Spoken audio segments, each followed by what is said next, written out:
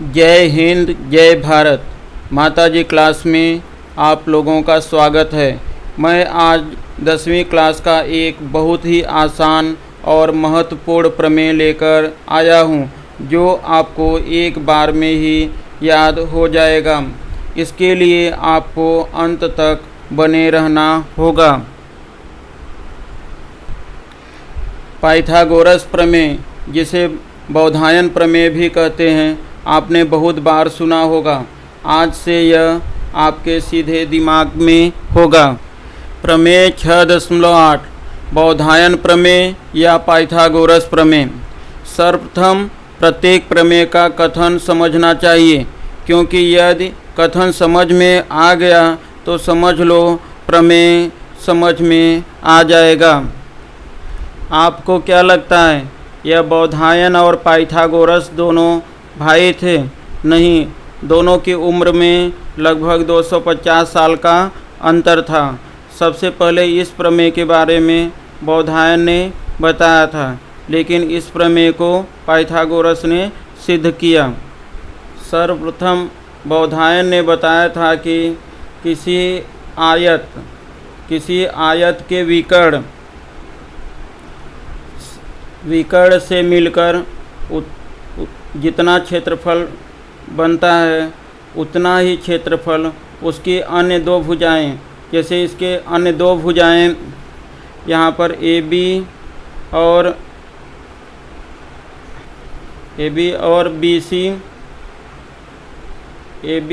यह बी सी हैं। तो बौधायन ने बताया कि विकर्ण ए सी से जितना क्षेत्रफल बनेगा, बाकी की जो अन्य दो भुजाएं होगी, उन भुजाओं के क्षेत्रफल का जो योग होगा इस AC विकर्ण के क्षेत्रफल के बराबर होगा। इसे हम लोग दूसरे शब्दों में कह सकते हैं, आयत के विकर्ण से बने वर्ग का क्षेत्रफल इसकी दो आसन्न भुजाओं से बने वर्ग के क्षेत्रफल के योग के बराबर होता है।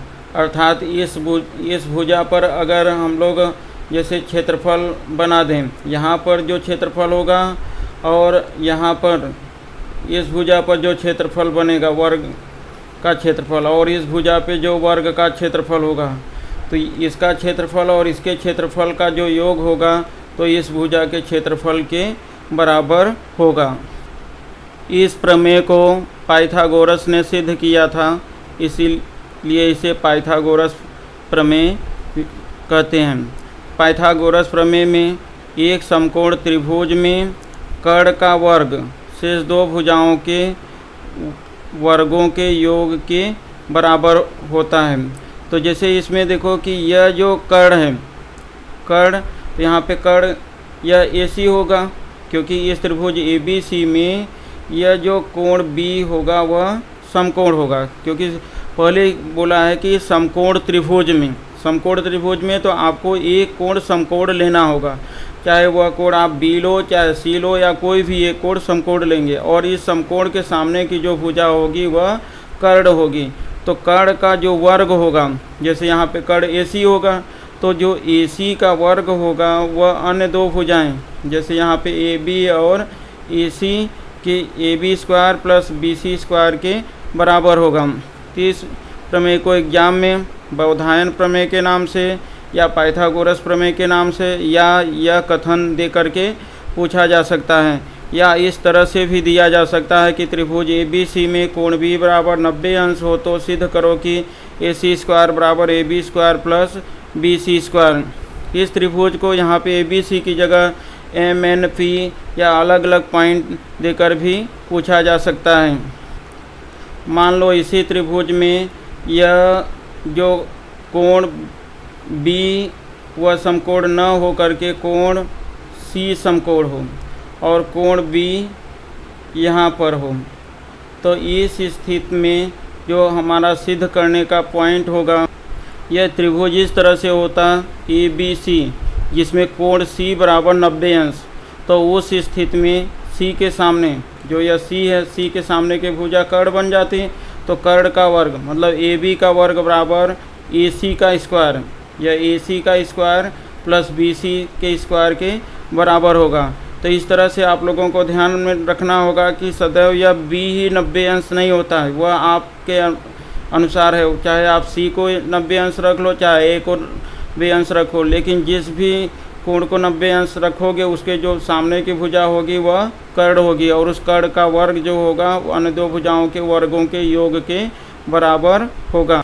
यह त्रिभुज इस तरह से दिया रहे, जैसे यहाँ पे जो ABC है उसकी जगह MNP हो, और जहाँ पे कोण B है उसकी जगह पे कोण N हो। तो उस स्थिति में हमको सिद्ध करने के लिए MP square equal to MN square plus NP square होगा, क्योंकि यदि N 90 अंश होगा तो इसके सामने की भुजा कर्ण बन जाएगी। तो अर्थात यह MP square equal to MN square plus NP square होगा।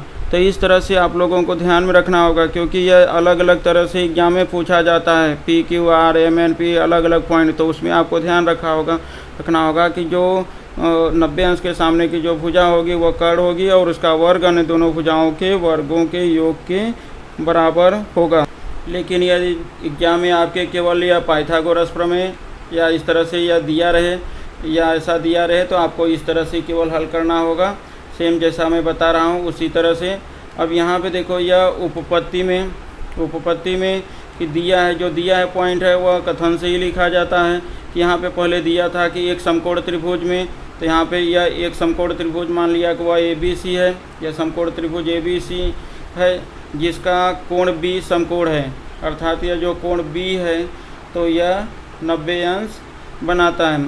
और हमको सिद्ध करना है इस स्थिति में, अभी बताया मैं अलग अलग तरीके से, कि जो AC का स्क्वायर होगा, कर्ण का स्क्वायर होगा, वह AB के स्क्वायर और BC के स्क्वायर के योग के बराबर होगा। अर्थात जो AB square plus BC square होगा वह AC स्क्वायर के बराबर होगा। अब हम लोग इस प्रमेय को सिद्ध करेंगे। तो सिद्ध करने के लिए सबसे पहले आपको यह ध्यान रखना होगा कि जो कोण यह 90 अंश है, तो 90 अंश वाले कोण के शीर्ष से एक लंब डाल दिया जाएगा कर्ण पर। तो यह जो लंब होगा यह कर्ण पर यह लंबवत होगा, उस स्थिति में इसका नाम हम लोग रख देंगे यह BD। जो यह BD होगा वह AC पर लंब होगा। इसके पहले हम लोगों ने प्रमेय 6.7 में पढ़ा था कि यदि किसी समकोण त्रिभुज में समकोण बनाने, अर्थात 90 अंश का कोण बनाने वाली भुजा के 90 अंश का कोण बनाने वाले शीर्ष से सामने वाली भुजा पे लंब डाला जाए, तो इससे जो दो त्रिभुज बनेंगे, यह जो दो त्रिभुज बनेंगे ADB और BDC, दोनों त्रिभुज अलग अलग ABC के समरूप होंगे। अर्थात यह ADB भी ABC के समरूप होगा, और यह जो BDC होगा यह भी त्रिभुज ABC के समरूप होगा। अर्थात यह जो ADB, पहले हम लोग इस साइड को ले लेते हैं AB के साइड में, इसके बाद में हम लोग BC के साइड में लेकर के इसको हल करेंगे। यहाँ पे जो ADB होगा वह ABC के समरूप होगा। यह प्रमेय 6.7 से हमें प्राप्त होता है, क्योंकि प्रमेय 6.7 में बताया गया है कि अगर कोई समकोण त्रिभुज है तो समकोण वाले शीर्ष से कर्ण पे लंब डाला जाए, तो उस स्थिति में जो दो त्रिभुज बनेंगे वह दोनों त्रिभुज, जैसे यह त्रिभुज और यह त्रिभुज, दोनों ही त्रिभुज यह त्रिभुज ABC के समरूप होंगे।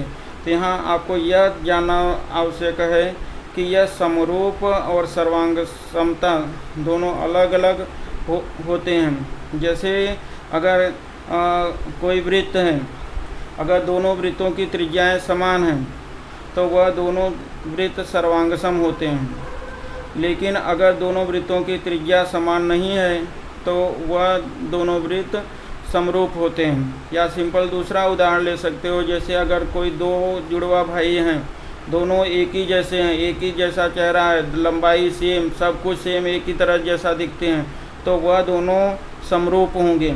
लेकिन अगर एक भाई छोटा है और एक भाई बड़ा है और दोनों एक ही जैसे दिखते हैं तो वह समरूप होंगे। मतलब जो समरूप त्रिभुज होता है तो वह लंबाई ऊंचाई में एक त्रिभुज बड़ा हो सकता है, एक त्रिभुज छोटा हो सकता है, लेकिन जो सर्वांगसम होते हैं तो दोनों एक ही समान होते हैं। जैसे बताया कि अगर कोई वृत्त है, समान त्रिज्या है, वृत्त की त्रिज्या समान है तो सर्वांगसम, लेकिन अगर त्रिज्या अगर समान नहीं है तो समरूप, क्योंकि अगर समान त्रिज्या हो जाएगी तो समान त्रिज्या हो जाएगी तो एक दूसरे के एकदम दूसरे ऊपर अध्यारोपित हो सकेंगे, और अगर एक दूसरे के ऊपर अध्यारोपित नहीं होते हैं तो वह समान नहीं होंगे।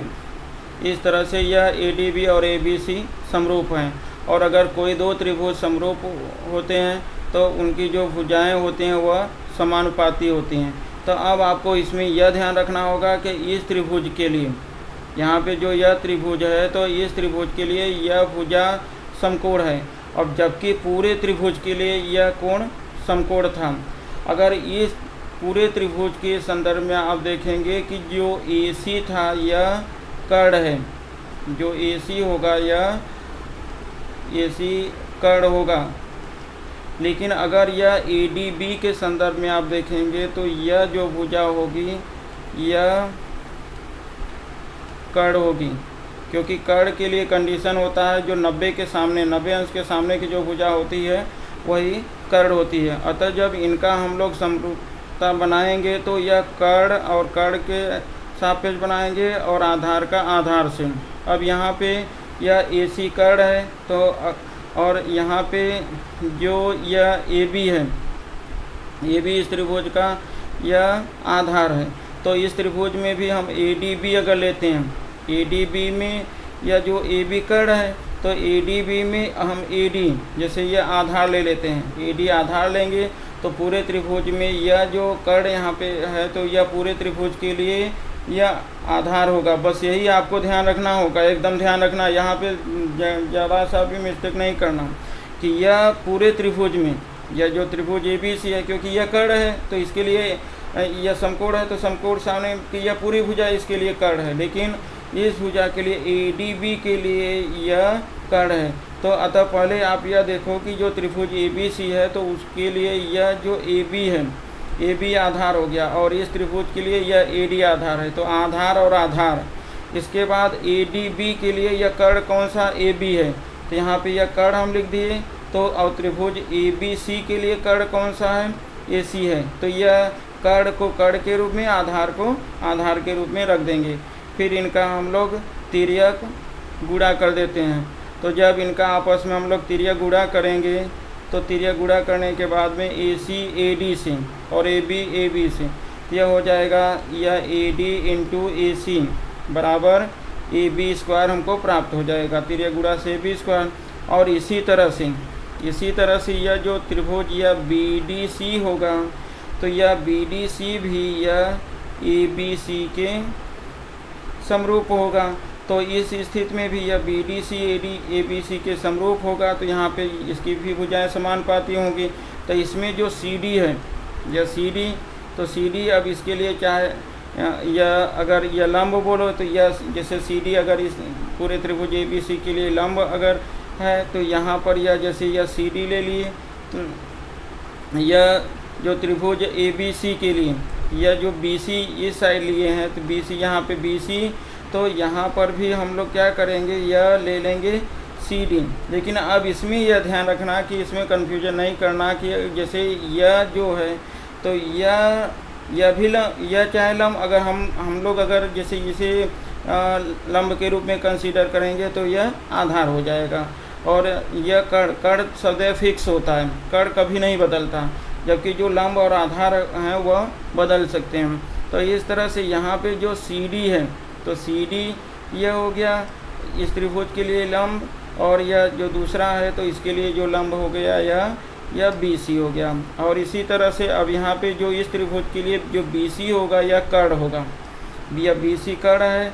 और इस त्रिभुज में त्रिभुज ABC के लिए पूरे त्रिभुज के लिए जो AC है वह कर्ण, क्योंकि मैं बताया कि कर्ण जो है वह कभी नहीं बदलेगा, या इसलिए दोनों कंडीशन में यह कर्ण यहाँ पे सेम था। पुनः हम लोग इनका तिर्यक गुणा कर देंगे। पुनः जब हम लोग तिर्यक गुणा कर तो यह सी डी इंटू ए सी, सी डी इंटू ए सी, तो यह सी डी इंटू ए सी बराबर बी सी स्क्वायर, क्योंकि यह B C into B C square हो जाएगा। और यह समीकरण 1 और यह समीकरण 2, यह समीकरण 1 और समीकरण 2 को जोड़ देंगे। तो यहाँ पे देखो, यह समीकरण 1 में यह इस साइड यह रख दिया और इसके इक्वल के उस साइड में, और यह इधर और इक्वल के उस साइड में यह, इन दोनों को हम जोड़ देंगे। अब यहाँ पे हम देख रहे हैं कि ए सी जो है दोनों में कॉमन है, ए सी जो दोनों में उभयनिष्ठ है, तो ए सी यहाँ पे हम लोग कॉमन ले लिए। तो जब दोनों में से ए सी कॉमन ले लेंगे तो यहाँ पे एक बच जाएगा यह आपका ए डी, और यह बच जाएगा सी डी, क्योंकि ए सी तो दोनों में से बाहर निकल गया। तो यहाँ पे बचेगा ए डी और यहाँ पे बच जाएगा सी डी, और जो ए बी स्क्वायर होगा सेम टू सेम ऐसा ही आ जाएगा नीचे। अब यहाँ पे देखो कि जो ए डी है, A D plus C D, A D और सी डी का अगर पूरा यहाँ पे जोड़ करोगे तो यह कितना हो जाएगा, यह ए सी हो जाएगा। तो यह ए डी और सी डी की जगह पे हम लोग लिख सकते हैं ए सी, और जो ए सी है सेम ऐसा ही आ गया, ए सी इंटू ए सी, और जो ए बी स्क्वायर है हम लोग सीधा सीधा इसको उतार लिए। इस तरह से ए सी इंटू ए सी बराबर ए सी स्क्वायर हो गया, और यह A B square plus B C square. इस तरह से यह हमारा प्रूफ हो गया कि अगर कोई समकोण त्रिभुज में है जो कर्ण के सामने की भुजा का वर्ग होता है, अन्य दो भुजाओं के वर्गों के योग के बराबर होता है। तो इस प्रमेय में आपको सिद्ध करने के लिए बस यह ध्यान रखना होगा, पहले ए बी के साइड और दूसरा या बी सी के साइड। तो इनका जो अनुपात ज्ञात कर लेंगे, पहले वाले त्रिभुज से अनुपात ज्ञात कर लेंगे, इसके बाद दूसरे वाले त्रिभुज से अनुपात ज्ञात कर लेंगे। अनुपात ज्ञात करने के बाद जो समीकरण 1 और समीकरण 2 होगा, इन दोनों को जोड़ देंगे और यहाँ पे ए सी कॉमन ले लेंगे, और यह ए डी और डी सी ए सी के बराबर होगा। इस तरह से हम लोगों को ए सी स्क्वायर बराबर A B square plus B C square प्राप्त हो जाएगा। यह एकदम सिंपल तरीके से आपको समझ में आ जाएगा। इसका आप स्क्रीनशॉट भी ले सकते हो या फिर से इसे रिवाइज कर सकते हैं, इससे आप नोट्स भी बना करके पढ़ सकते हो। आप यूट्यूब, फेसबुक, इंस्टाग्राम, टेलीग्राम पर माताजी क्लास को सर्च कर सकते हो। आप इसे सब्सक्राइब, लाइक, शेयर कर सकते हो। Thank you.